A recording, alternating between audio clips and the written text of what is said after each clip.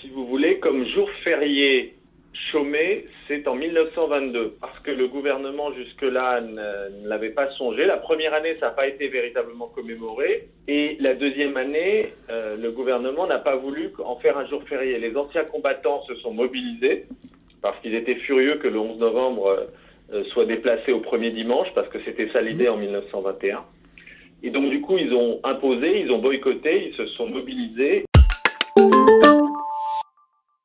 C'est pas un changement du tout. Les anciens combattants, et ça c'est très important, quand ils sont revenus du front, c'était des gens qui étaient plutôt antimilitaristes et pacifistes.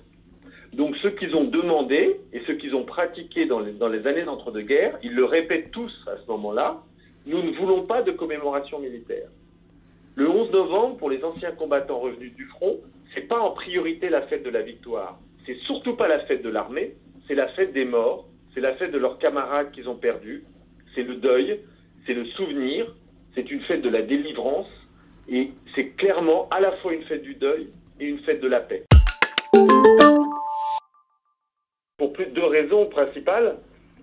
D'abord parce que c'est la guerre de tout le monde, donc c'est une expérience qui a été partagée. Vous savez qu'il y a eu 8 millions de soldats mobilisés, donc ça veut dire que quasiment toutes les familles françaises sont touchées, tous les villages ont leurs morts, tous les villages ont leurs histoires.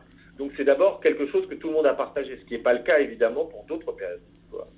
Deuxième élément, je crois que la figure du soldat de 14-18, c'est une figure qui aujourd'hui nous est très consensuelle en France. Pourquoi? Parce que finalement, le poilu, c'est une figure qui est acceptable par tout le monde.